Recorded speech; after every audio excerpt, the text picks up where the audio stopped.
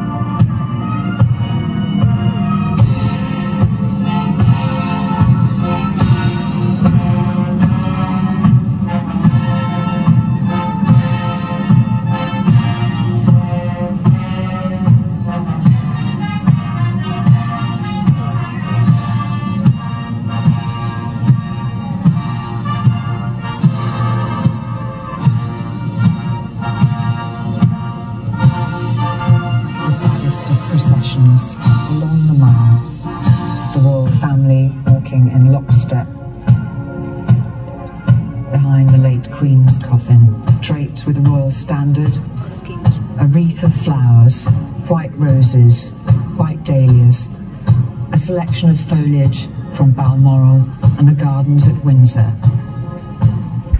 the imperial state crown with which Her late Majesty was crowned in 1953.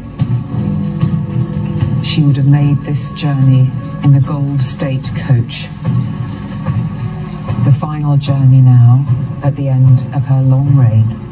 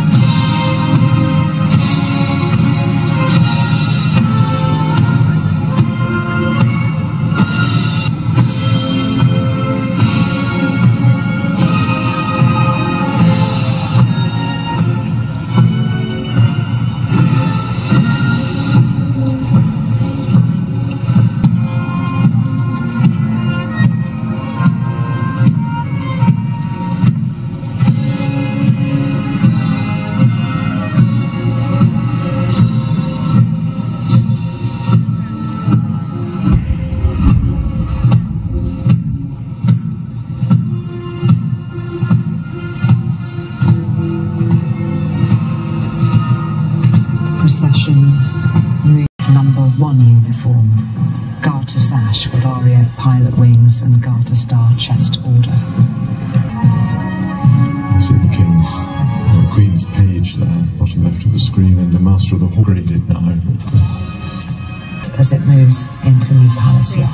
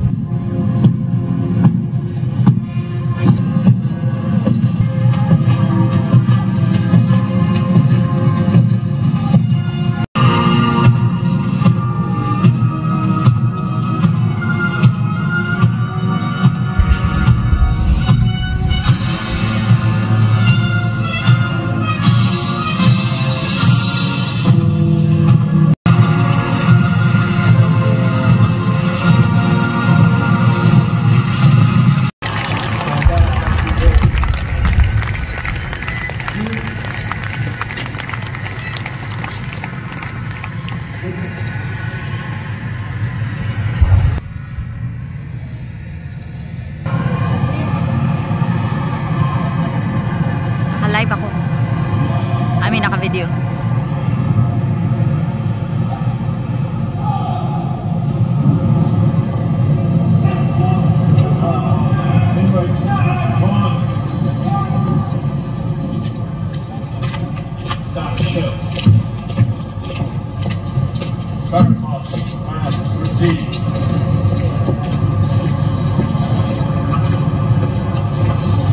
See.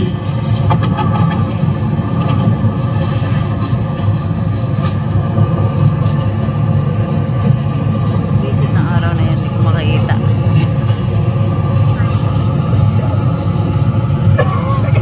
Barra party. 6 paces outwards. March.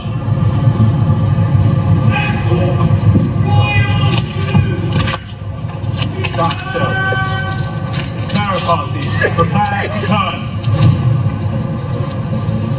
Prepare to raise. Raise. Barra party. Inwards. Turn. Barra party. Prepare to turn. Turn.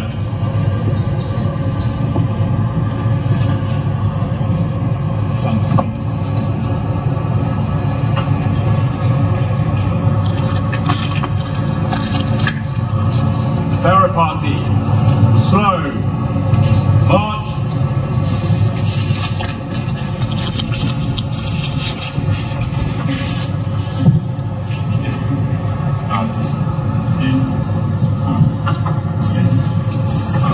Oh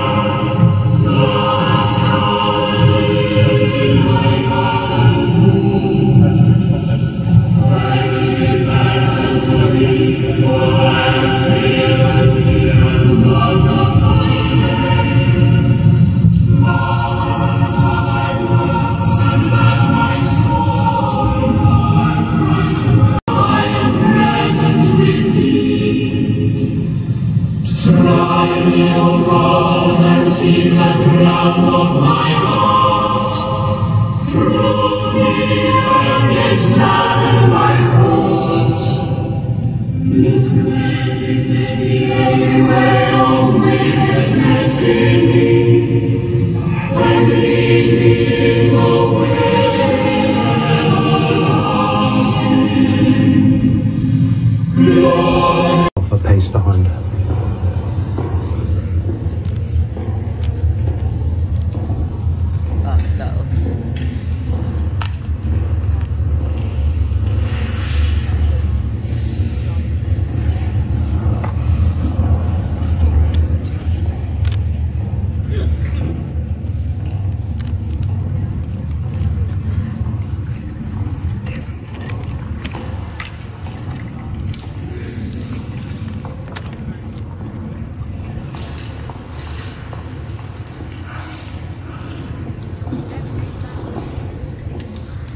Wait, ay, wala pa sila.